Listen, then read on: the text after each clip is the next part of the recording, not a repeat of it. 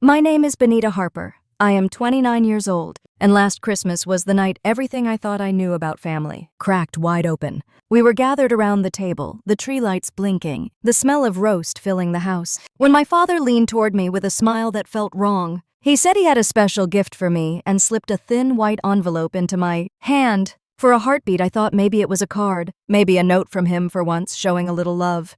But when I slid the paper out, my breath stopped. It wasn't a gift. It was $500,000 of debt written in my name, and he told me it had to be paid by New Year. My head spun, the room went silent, and when I whispered no, his hand struck my face so hard my cheek burned. "Claudia, my stepmother shouted at me to pay or get out," her voice sharp and cold, while my brother kept his eyes down as if pretending not to see. I pushed my chair back, walked out into the cold December night without saying another word, but the weight of that envelope clung to me like a chain. The next morning, just as the first sunlight crept through the blinds, there was a knock at my door. When I opened it, police officers stood there, their questions sharper than the winter air. In that moment, I realized I wasn't just a daughter caught in a family fight. I was standing in the middle of a story built on lies, a story that went far deeper than I ever imagined. What would you do if the very people meant to protect you handed you ruin instead? And how far would you go to reclaim the truth?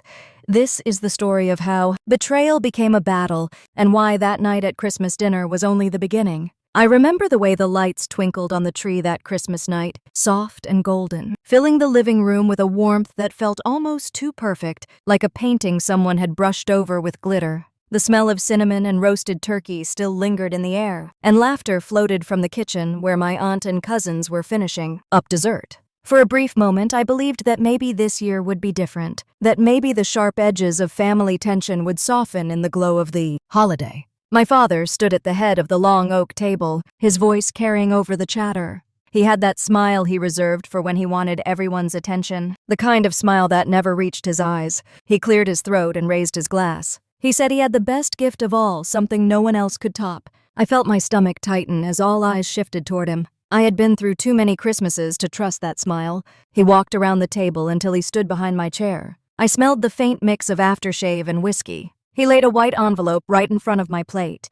The room grew quiet. Forks rested mid-air, conversation stopped, and even the kids hushed. I looked down at the envelope, my name scrawled across it in his heavy handwriting. My palms tingled with unease. I picked it up slowly, the paper stiff in my hands. I opened the flap and slid out a folded document. My breath caught when I saw numbers, long columns of numbers stacked on top of each other, balances and totals. At the bottom, in bold type, $500,000.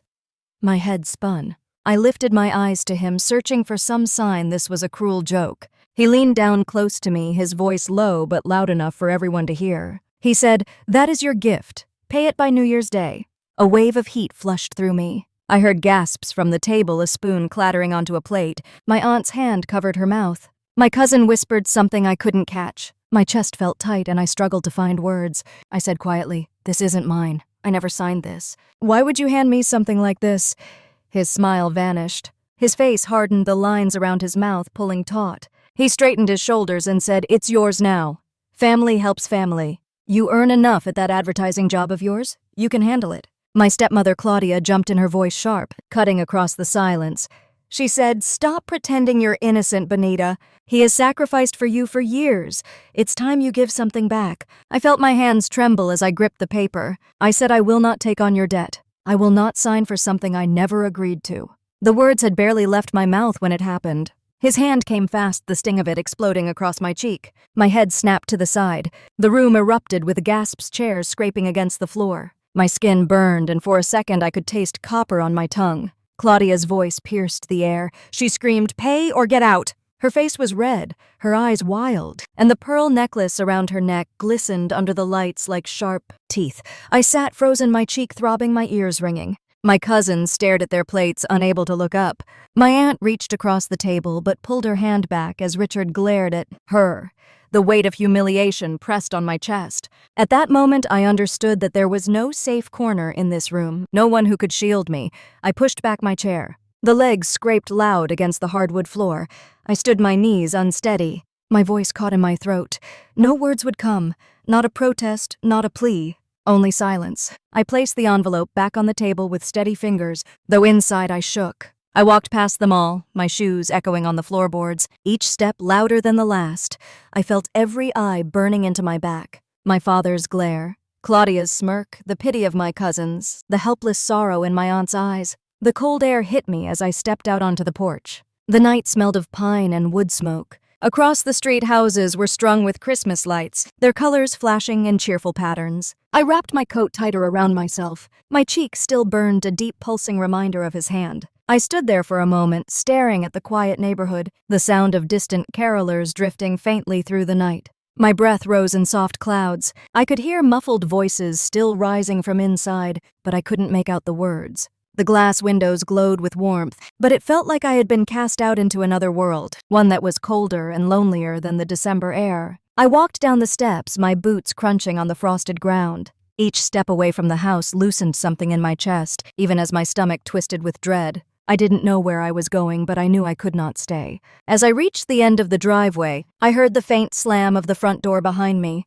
I didn't look back. I couldn't. The night stretched ahead wide and uncertain, but at least it belonged to me. I kept walking, each breath heavier, my thoughts spinning, replaying the moment over and over. The envelope, the numbers, the smirk, the slap. The way Claudia's voice sliced through me. The shame that flooded me while they all watched. I pressed my hand against my cheek, the skin tender under my fingers, and I promised myself I would not let this break me. The streets were empty, quiet, except for the distant hum of a passing car. Snowflakes began to fall soft and light, dusting my hair and coat. I pulled my scarf tighter and kept walking.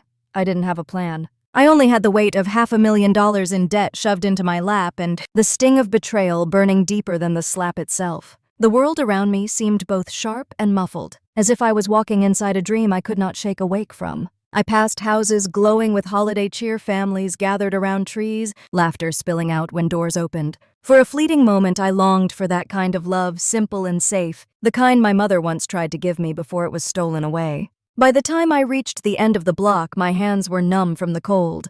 I looked up at the sky, dark and wide stars hidden behind thick clouds. I thought of my mother, of how she would have never let this happen. The ache of missing her pressed against me as hard as the ache in my face. I kept walking deeper into the night, away from the house that no longer felt like home, carrying with me nothing but silence and the unbearable truth of what had just been done to me. And that was how my Christmas ended. Not with gifts and laughter, not with joy, but with a slap that echoed louder than any carol and an envelope that carried more than debt. It carried the proof that the people who were supposed to protect me had chosen to destroy me instead. The night carried me home like a long, dark tunnel, and when I finally unlocked my apartment door, the silence hit me harder than the cold had. I dropped my coat onto the chair and touched my cheek again. The swelling was tender, a sharp reminder of my father's hand. I washed my face in the sink and stared at myself in the bathroom mirror. The woman looking back seemed like a stranger. Her eyes rimmed red, her skin blotched, her mouth trembling with words unsaid. I could still hear Claudia's voice, shrill and cruel. "Pay or get out." I collapsed onto the couch, curling into myself as if the cushions could shield me. Outside, the city was quiet, except for the occasional horn echoing from downtown. Seattle! My thoughts spun. $500,000. How could anyone drop that onto their child as if it were a stocking stuffer? I kept replaying it, wondering if I had misread something. But the document was clear, the numbers bold. My father had handed me his ruin like it was mine to carry. Sleep never came. My mind drifted between anger and despair, between wanting to scream and wanting to vanish. At some point, I must have drifted into a shallow doze, because when I jolted awake, the winter light was creeping through the blinds. My head ached, my mouth was dry. The knocking started hard, echoing through my apartment. I froze, my heart racing. It was too early for neighbors, too forceful for friends. The knock came again, sharp and commanding. I pushed myself up, legs weak, and peeked through the peephole. A police badge gleamed in the dim hallway light. I opened the door slowly, my breath caught in my throat. A tall man in a dark coat stood there, a detective, his eyes calm but firm. Behind him, another officer waited, clipboard in hand. He said his name was Detective Samuel Ortiz, Seattle Police Department. His voice was steady, official, but not unkind. He asked if he could come in. My pulse thudded in my ears. I stepped aside and let them enter. The scent of cold air and leather filled my small apartment as their boots crossed my rug. Detective Ortiz looked around, then back at me. He asked if I was Benita Harper. I nodded. He said they had received a report of a domestic incident at my father's residence on Christmas night. My chest tightened. I whispered, "Who reported it?" He said an anonymous family member had called right after the event. My mind leapt to Aunt Martha. She was the only one who had met my eyes when everything fell apart. I wrapped my arms around myself, trying to steady my voice. "Yes, it happened," I said. "He gave me an envelope filled with documents of debt. I refused, and then he slapped me in front of everyone." My stepmother shouted at me. They humiliated me. The younger officers scribbled on the clipboard while Ortiz studied me closely. He asked if I still had the documents. I shook my head. I had left them on this table when I walked out. His brow furrowed. He said the debt paperwork was filed under my name, and according to records, it appeared that I was legally responsible. The words hit me like another slap. I stumbled back onto the couch. "That's impossible," I said, my voice breaking. "I never signed anything. I never agreed to anything." Ortiz sat in the chair across from me, leaning forward, his hands clasped. He told me calmly that fraud involving family members was not unusual, that identity theft inside households was more common than people thought. He asked if I had checked my credit reports recently. My hands trembled as I admitted I hadn't. He explained that if my father had used my social security number to open accounts, the creditors might already see me as responsible. The room tilted. My father's smile last night returned in a flash, cruel and satisfied. He had set me up. I tried to breathe, but panic pressed hard against my chest. I said, "He's lying. He's been lying for years, Claudia too." They would do anything to protect themselves. Ortiz nodded, his expression steady. He said he believed me, but belief wasn't enough.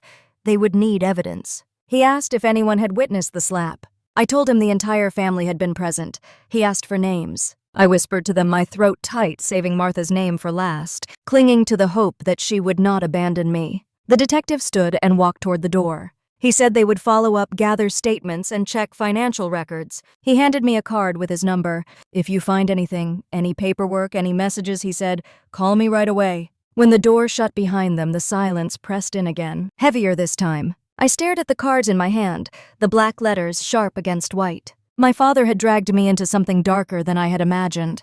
This wasn't just family betrayal, it was legal, financial, and criminal. I sat back down, the cushions sagging under me, my body trembling. I could still hear Ortiz's words: responsible, fraud, evidence. They swirled around in my head, choking me. I pressed my fists against my eyes, trying to block it out. $500,000. My father's ruin, wrapped neatly and handed to me as if it were a Christmas present. Now the law had come knocking, not to punish him yet, but to warn me that I might be the one holding the weight.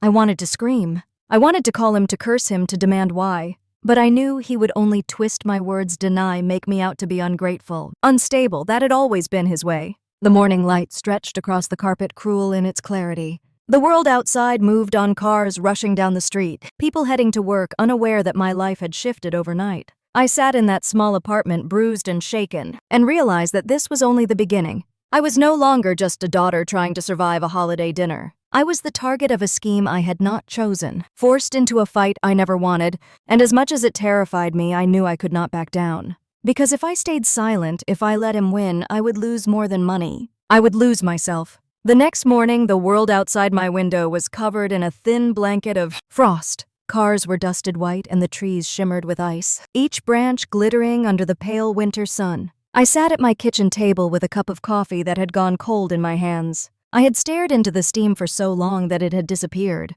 My body felt drained, my eyes puffy from crying, but my mind refused to rest. I needed someone who knew the truth, someone who had seen what he had done. My Aunt Martha. She had always been the one person in that house who had looked at me with kindness, who had slipped me warm cookies when Claudia's back was turned, who had whispered encouragement at school plays when my father refused to show. I dialed her number with trembling fingers. She picked up on the second ring, her voice soft but edged with worry. She said she had been waiting for my call. I closed my eyes, relief rushing through me at the sound of her. She asked if I was safe. I told her yes, at least for now. We agreed to meet at her place that afternoon. The drive across town felt endless. The Seattle streets damp with leftover slush, the sky heavy with clouds. My hands gripped the steering wheel tight, as if letting go would send me spinning. When I pulled up to her little blue house, decorated with faded garland and a plastic snowman in the yard, I felt something shift inside me. It smelled faintly of cedar when she opened the door.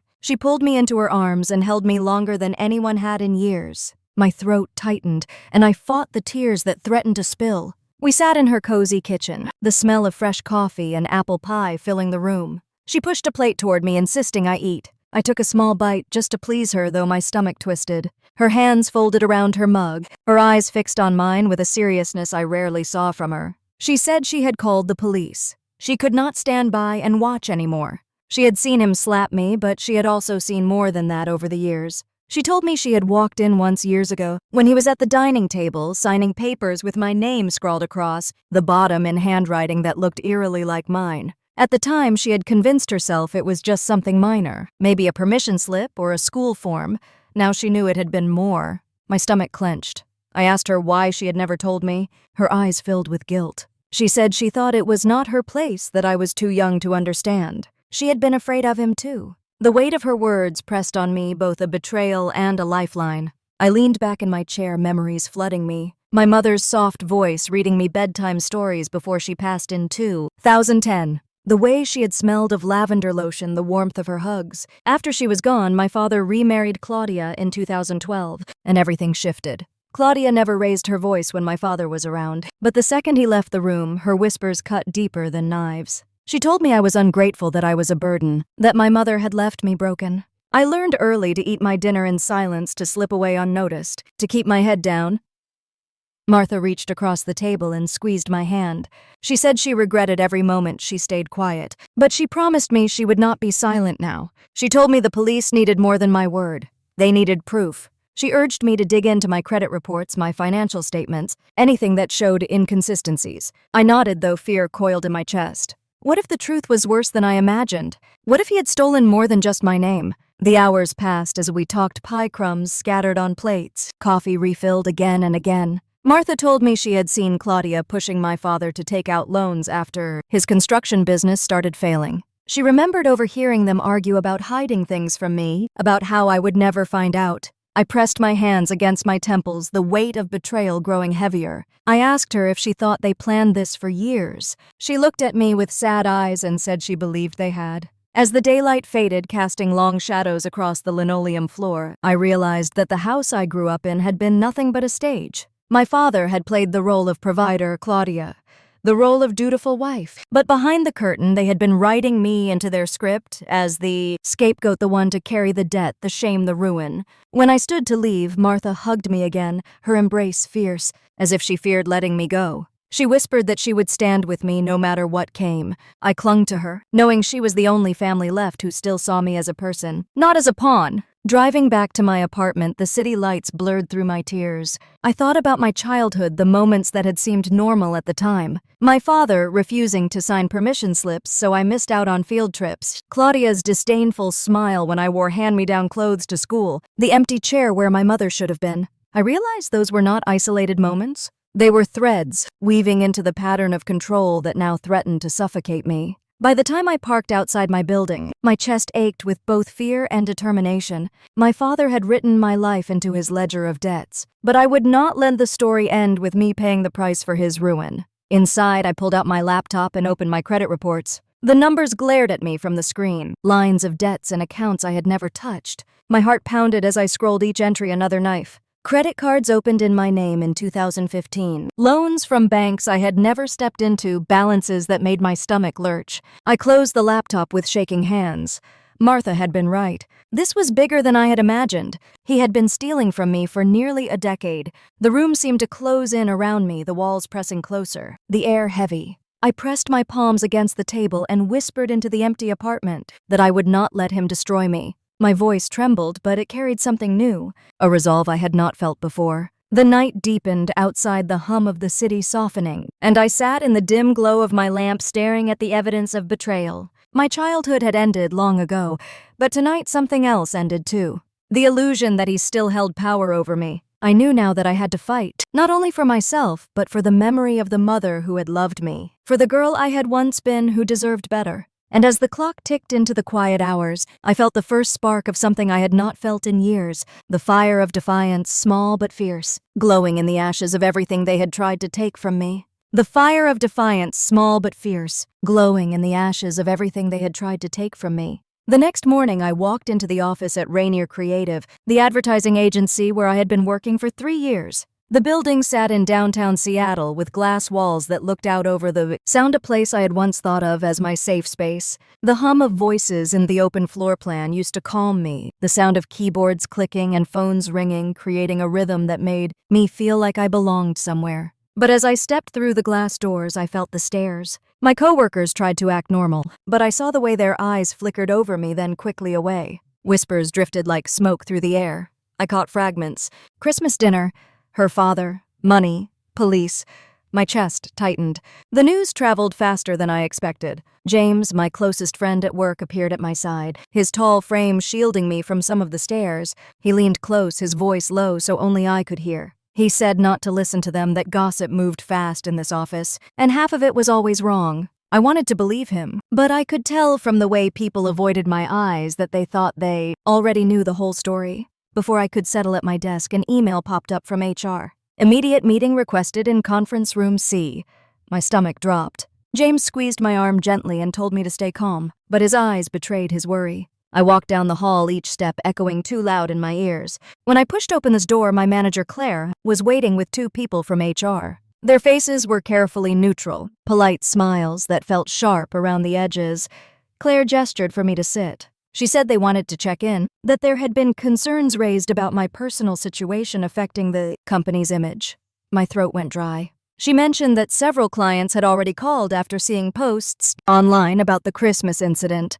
My hands curled into fists in my lap. I told them quietly that what happened was private family business, that I was not guilty of anything, and that it was unfair for rumors to jeopardize my job. One of the HR representatives nodded sympathetically, but the other reminded me that the company had to protect its reputation. The words stung like I was nothing more than a liability. I held my head high even as my voice wavered. I said I would not let lies define me, that I would fight to clear my name. They exchanged glances and told me to keep them updated on the legal situation. Then they dismissed me as if I were a problem to be filed away. Walking back to my desk, shame washed over me. I could feel everyone's eyes again, the pity, the suspicion. James stood waiting, his brow furrowed.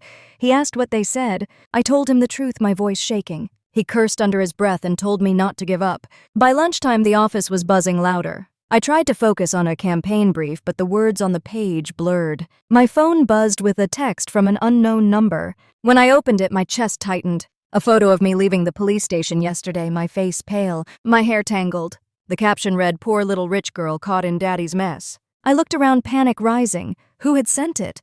Then I spotted her. Karen, a local reporter known for chasing sensational stories. She stood outside the building on the sidewalk, phone in hand, her eyes scanning the windows. I slipped outside during my break, hoping to confront her. She caught me instantly, striding forward with the microphone in her hand, even though no camera crew was with her. She asked if it was true that my father had saddled me with $500,000 in debt. She asked if I had been violent at the dinner, if that was why the police had been called. Her questions came rapid fire, each one cutting deeper. I told her firmly that the truth would come out in time, that I was the victim, not the villain.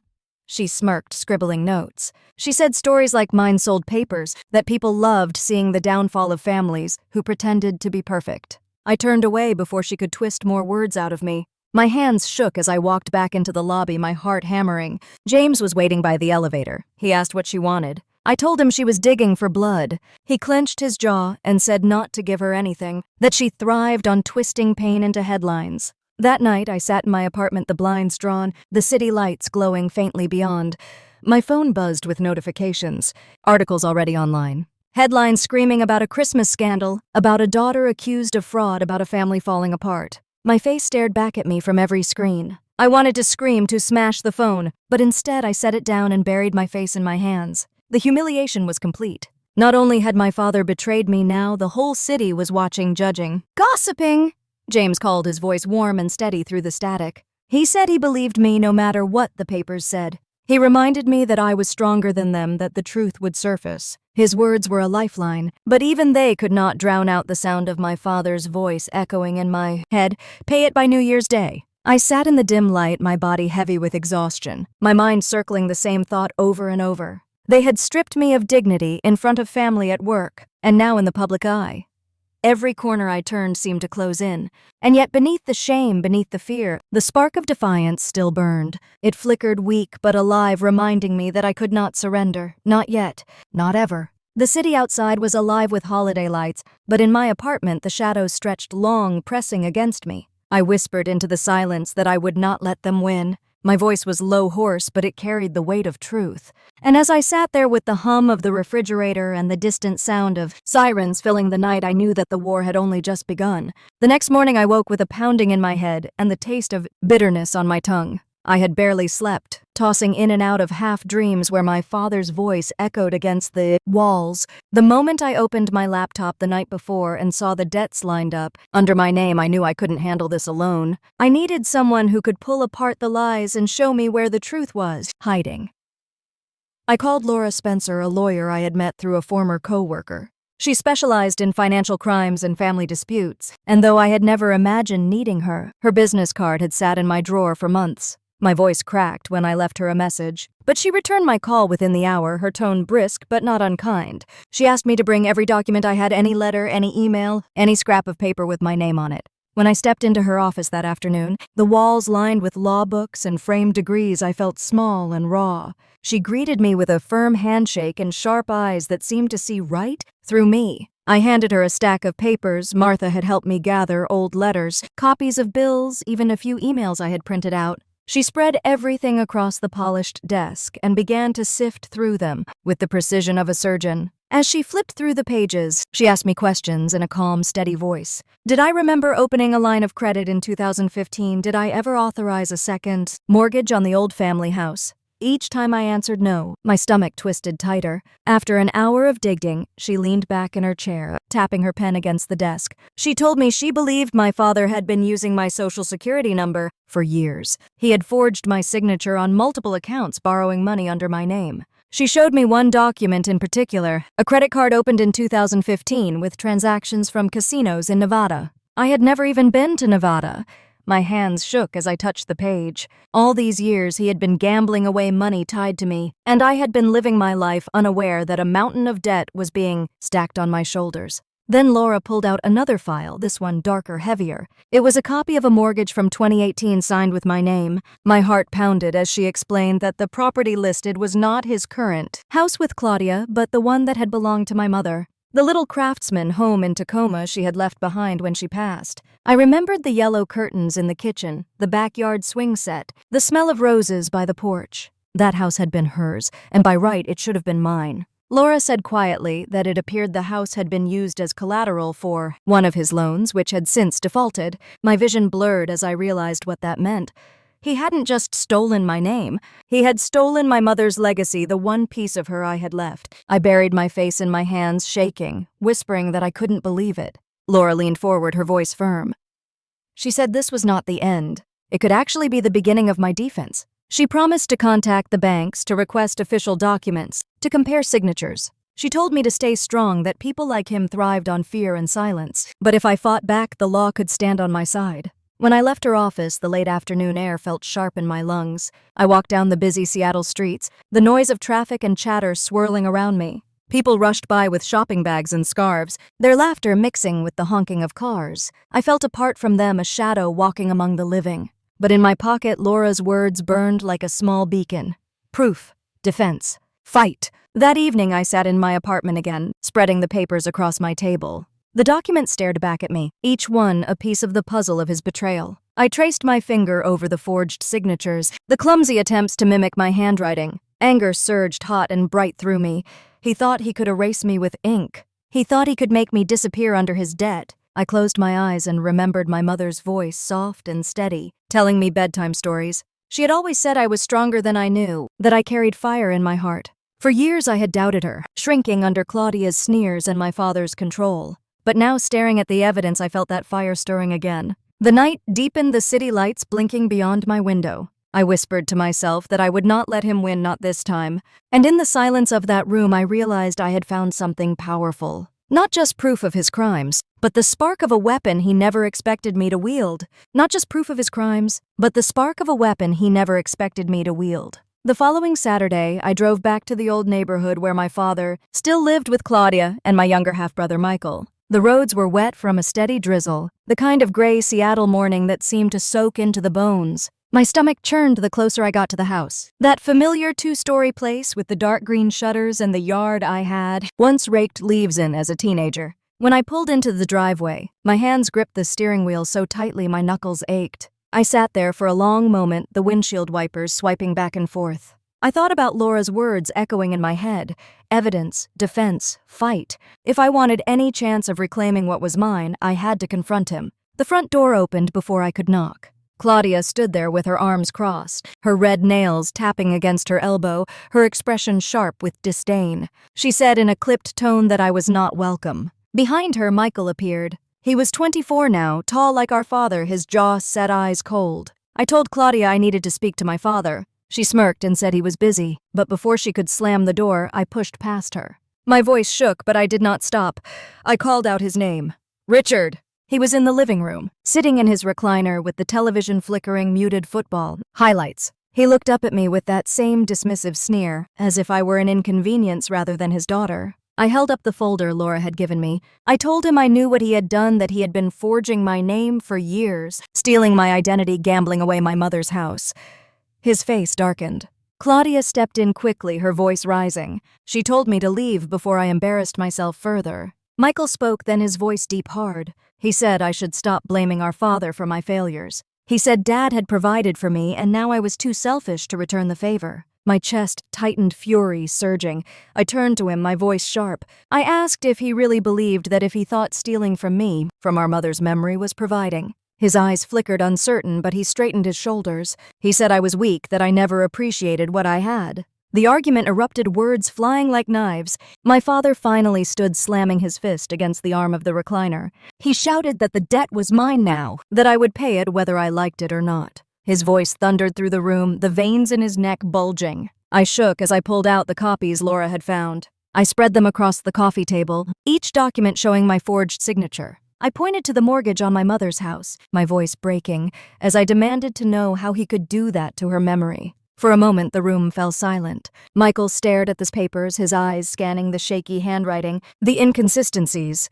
I saw the doubt flicker across his face. Claudia quickly leaned in, insisting the documents were real, that I was twisting the story. But Michael's jaw clenched, his gaze shifting back and forth between me and the papers. My father snatched the documents, crumpling one in his fist. He growled that no one would believe me, that family secrets stayed buried. He said the law was on his side, that I was just a bitter daughter trying to ruin him, but I stood my ground. I told him I had already spoken to the police, that an investigation was underway. His face paled only for a second, but enough for me to see the crack in his armor. Claudia hissed, telling me I had no right, that I was tearing the family apart. Michael finally spoke again, his voice lower this time. He asked if what I said was true, if Dad really had forged those signatures. My father's eyes narrowed, but he said nothing. The silence that followed was louder than any confession. I picked up the remaining papers, my hands steady now. I told them this was not over, that the truth was coming, whether they liked it or not. Claudia's face twisted with rage, but Michael looked away, his shoulders tense. I turned and walked out of the house, my boots heavy on the hardwood floor. As I stepped onto the porch, the drizzle had turned into steady rain, cold drops soaking my hair and coat. But I felt something different inside me. For the first time, I had not let him silence me. I had faced him with proof, with courage. Behind me, voices rose in angry shouts, Claudia and Richard arguing, Michael's voice cutting in uncertain. I did not stay to listen. I walked to my car, each step a release, each breath steadier than the last. When I slid into the driver's seat, the rain drummed against the roof like applause. My hands still shook, but not from fear. From the adrenaline of standing up to them, of finally refusing to cower. I started the engine and pulled away from that house, leaving their chaos behind. The road ahead was slick and dark, but my path felt clearer than ever. For the first time in years, I felt like I had taken back a piece of myself. And though the battle was far from over, I knew one thing with certainty. They could no longer pretend I was powerless. The hearing at King County Superior Court was scheduled for early February, and the weeks leading up to it crawled like a nightmare I couldn't wake from. Each day brought new waves of gossip online, more whispers at work, more sleepless nights. Laura guided me through everything, preparing me for the questions I would face, reminding me to stay calm no matter what lies. My father and Claudia threw across the courtroom. The morning of the hearing, I dressed carefully, a navy suit jacket and slacks that felt like armor. James insisted on driving me downtown, his quiet presence steady beside me as the city blurred past. My stomach twisted as we pulled up to the courthouse steps where cameras already flashed. Karen, the reporter, was there with her crew, shouting questions at anyone who passed. When I stepped out, microphones shot toward me like weapons. I kept my head down, clutching my folder of documents, and walked inside with Laura at my side. The courthouse smelled faintly of old wood and polished stone, the echoes of footsteps bouncing off high ceilings. Every step made my pulse race harder. Inside the courtroom, my father sat at the table opposite mine, his suit pressed, his expression calm as if he were attending a business meeting instead of being accused of fraud. Claudia sat beside him, her lips tight, her pearls gleaming under the fluorescent lights. Michael sat behind them, his arms crossed, his face unreadable. When his eyes met mine, something flickered, a mixture of guilt and defiance, before he looked away. The judge entered and the room hushed. My throat went dry as the proceedings began. My father's attorney spoke first, painting him as a hardworking man unfairly accused by a bitter daughter. He claimed the debts were mine, that I had lived beyond my means, and now sought to blame my father for my irresponsibility. Each word stung like acid poured into open wounds. When it was my turn, Laura rose with steady confidence. She laid out the documents, the forged signatures, the mortgage papers tied to my mother's house. Her voice was sharp, unwavering, each point landing like a hammer. She called me to the stand, and my legs shook as I walked forward. The questions came one after another. Did I authorize these loans? No. Did I open these credit cards? No. Did I ever sign these documents? No. My voice trembled but held steady. I told the court about Christmas night, about the slap, about the humiliation of that envelope.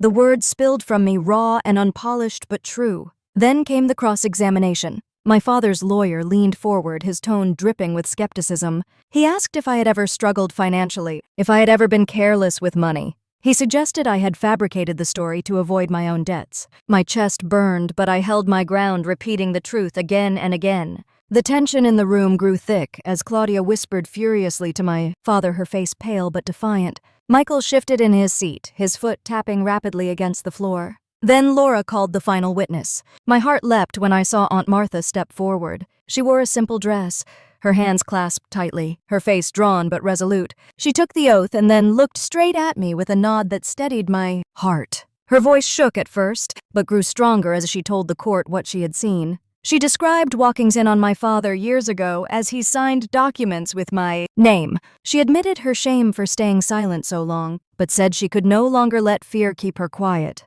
Then she described Christmas night, the slap, the shouting, the way he had shoved the debt onto me in front of the entire family. The courtroom erupted in murmurs. The judge called for order, but I could feel the tide turning. My father's face darkened.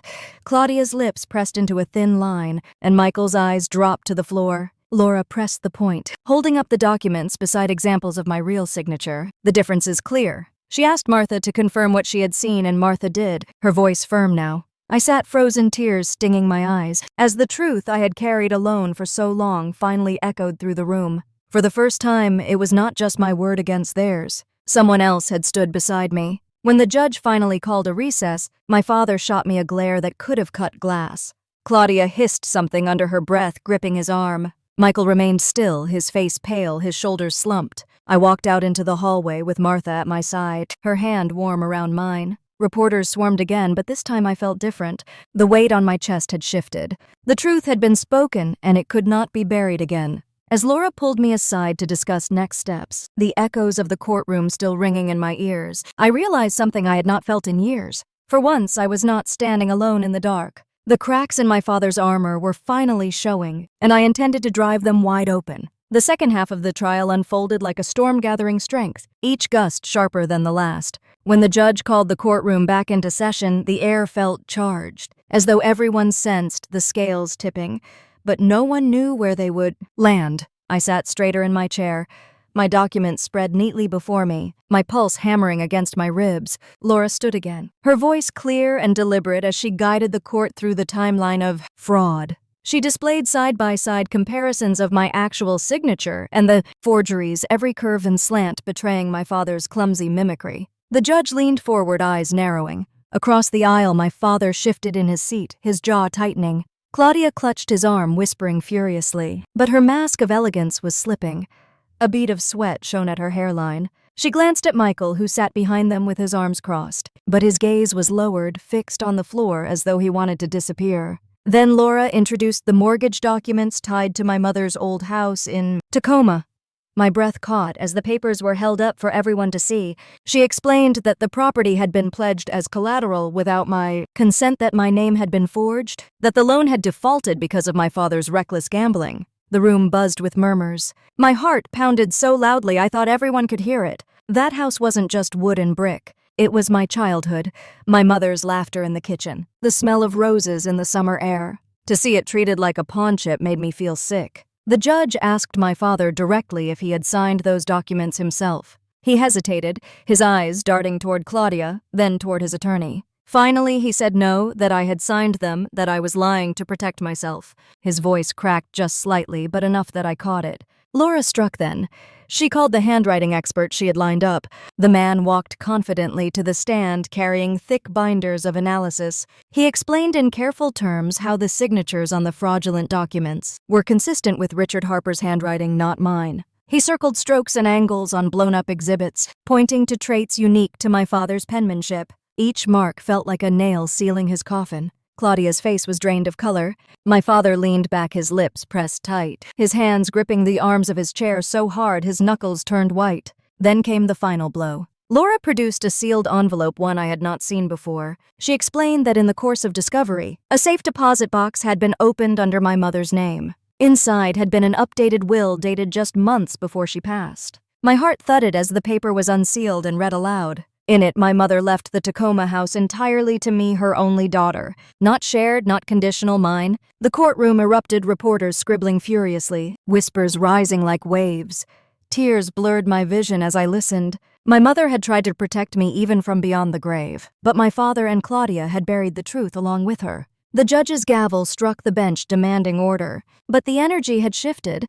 My father no longer looked invincible. He looked small, trapped, a man cornered by his own greed. Claudia leaned into him, whispering, her eyes darting wildly as though searching for an escape. Michael finally raised his head, his eyes locking with mine. For a brief moment, his face softened. There was no hatred there, only a flicker of shame, of realization. He looked at his father with something close to disgust, before he looked away. Again.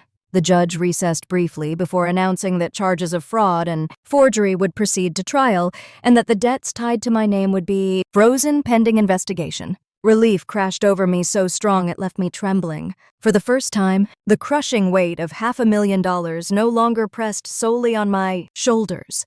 As we filed out, cameras swarmed, flashes exploding. Questions flew through the air, but I couldn't hear them. All I could hear was the echo of my mother's words in that will, her final act of love. Outside the courthouse, the winter sun broke briefly through the gray clouds, casting light on the wet pavement. I tilted my face upward, breathing in the crisp air, and for the first time in years, I felt like my mother was standing beside me, her hand on my shoulder, steadying me. The battle was far from over, but my father's empire of lies had begun to collapse, and as I stood there, the crowd pressing and cameras flashing, I knew there was no turning back. His downfall had already begun, and I would see it through to the end. The weeks that followed felt like living inside a storm. Headlines spread across Seattle like wildfire. Every newspaper and evening broadcast carrying the story of Richard Harper, the respected businessman accused of forging his own daughter's signature and burying her in debt. At work, whispers followed me down every hallway. But this time, the tone was different.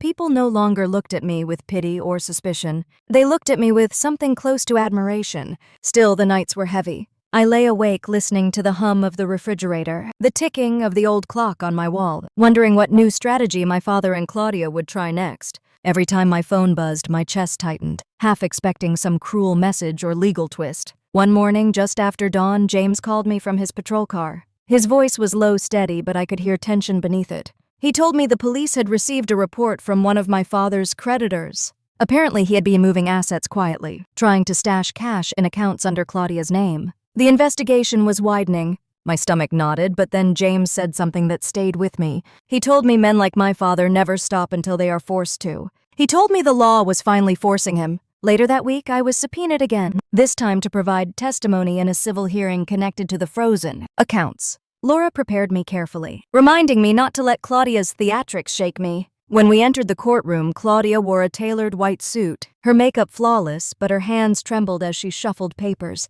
She spoke first, insisting that the accounts were hers, that the money had nothing to do with Richard. But then Laura presented bank records showing transfers traced directly back to my father's business accounts, dates that matched casino visits and credit withdrawals. The room buzzed, Claudia's face draining of color. When the judge asked if Richard had ordered those transfers, Claudia hesitated for too long. Her silence was an answer in itself. My father, sitting beside her, glared so hard I thought the veins in his neck would burst. I watched him then, the man who had towered over me my whole life, who had controlled every room with his voice. He looked smaller now, his power unraveling thread by thread. I almost pitied him, but then I remembered the slap, the humiliation, the years of silence forced down my throat.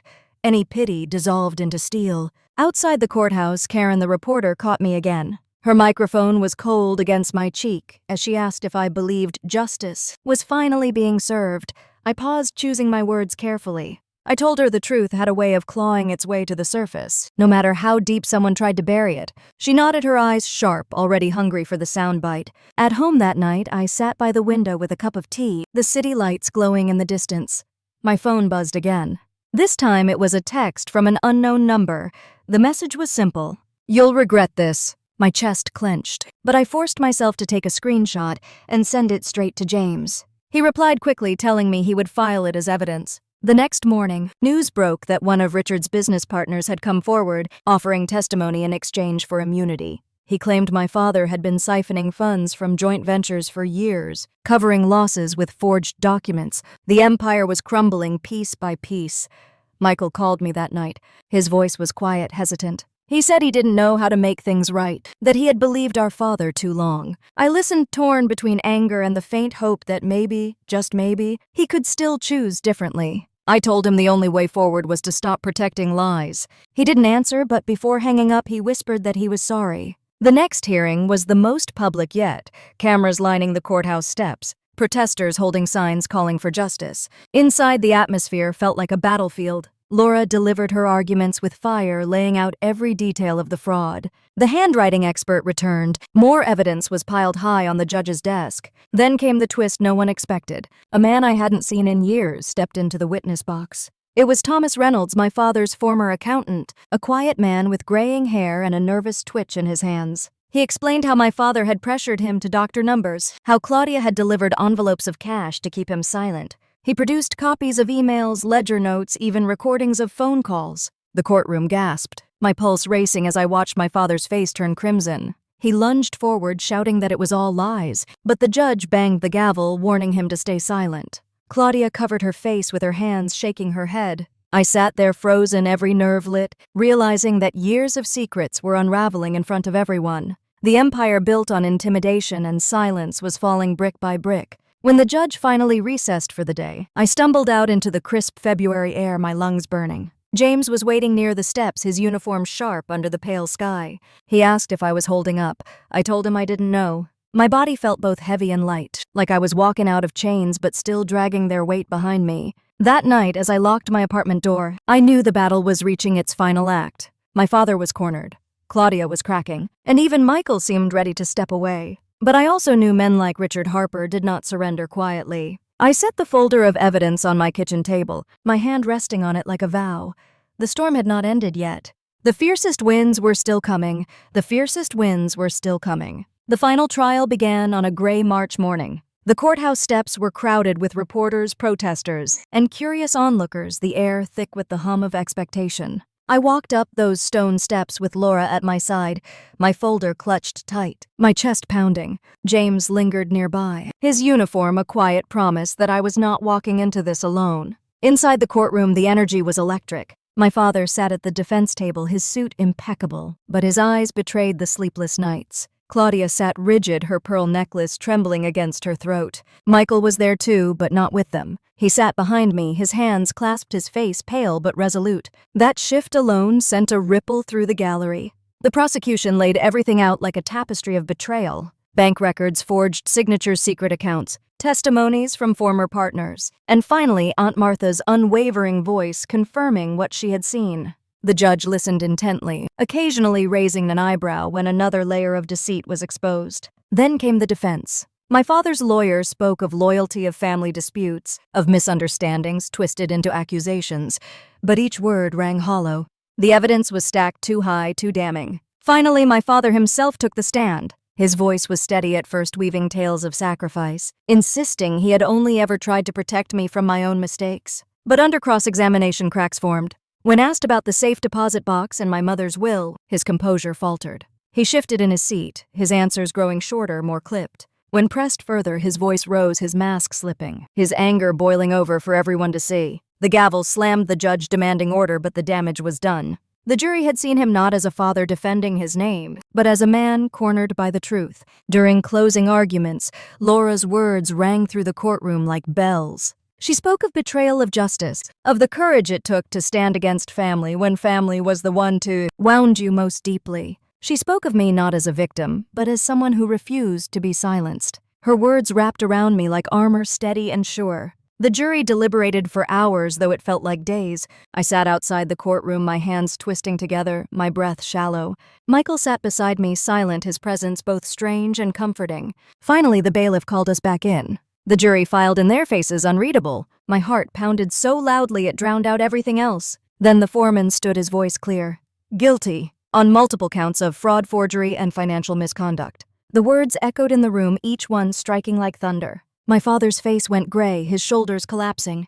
Claudia gasped, her hands flying to her mouth, but she didn't speak. Michael lowered his head into his hands. The judge sentenced my father to prison, his assets seized, the fraudulent debts against my name erased. The Tacoma house was restored to me, legally mine once more. Tears welled in my eyes, not just from relief, but from the weight of years finally lifting. When the gavel struck for the last time, I exhaled, a sound that felt like it had been trapped inside me for decades. The gallery erupted, reporters scrambling, cameras flashing. But all I could hear was silence, a silence so deep it felt like peace. Outside, the sky had cleared, the first true sunlight of spring spilling across the courthouse steps. I stood there, breathing it in my face, tilted toward the warmth. James approached, resting a hand on my shoulder, and for once I didn't flinch. I let the comfort settle, not as something borrowed, but as something earned. Michael came toward me, his face streaked with tears. He whispered that he was sorry that he had been blind for too long. I nodded, not ready to forgive, but ready to let the cycle of silence end. That night, back in my apartment, I sat by the window with the folder of documents spread before me. They no longer felt like chains. They felt like proof that I had survived, that truth could outlast lies. I poured myself a cup of tea, the steam curling against the glass, and let my mind wander. I thought of the girl I had been at 20, still hoping for scraps of kindness from my father. I thought of the woman I had become at 29, who finally stood her ground even when the world told her to sit down and stay quiet. The city hummed below, cars rushing past, people hurrying home, lives unfolding without ever knowing mine had been torn open and stitched back together inside that courthouse. I wondered how many of them carried secrets too heavy to speak aloud. The phone buzzed on the table. A message from Aunt Martha, proud of you. She added a heart, and it made me smile through tears. Another message came from Karen, the reporter, asking if I would share my story in full for her column. I stared at the screen, thinking how strange it was that something meant to destroy me had turned into a story others wanted to hear. I looked back at the papers spread out, the proof of years of lies. They didn't frighten me anymore. They felt like evidence of my resilience, of my mother's unseen hand guiding me. The next morning I drove to Tacoma. The house stood quiet, its shutters weathered, the rose bushes out front bare but alive. I walked through the front gate and onto the porch, my keys shaking in my hand. Unlocking that door felt like stepping back into childhood, but not as the powerless girl I had been. This time I walked in as its rightful owner. The air inside smelled faintly of dust and memory. I wandered from room to room, my fingers trailing along the walls. I paused in the kitchen where my mother used to hum while cooking, in the living room where laughter once echoed. My chest ached, but it wasn't the ache of loss. It was the ache of remembering love that had been real, and realizing I could carry it forward. As the sun poured through the windows, I whispered a promise to her, that her fight had not been in vain, that I had carried her light through the darkest nights, and now it would shine again. Back in Seattle that evening, I sat by the window once more, the city lights twinkling like stars scattered across the ground. For the first time, I felt at peace with the silence around me. It was not the silence of suppression anymore. It was the silence of healing. I thought of my father then, not with love, not with hate, but with finality. His choices had carved their own end, and I no longer carried them. I thought of Claudia left to reckon with the ruins, and of Michael, trying to find his way through the shame. As I close this chapter of my life, I want to ask you something. Have you ever faced a betrayal that cut so deep it nearly broke you, only to find strength you didn't know you had? If you have, share your story in the comments. I would love to know I am not alone. And if this story touched you, please like and subscribe so more people can join us in these moments of truth and justice. Because sometimes the only way to heal is to speak the silence out loud.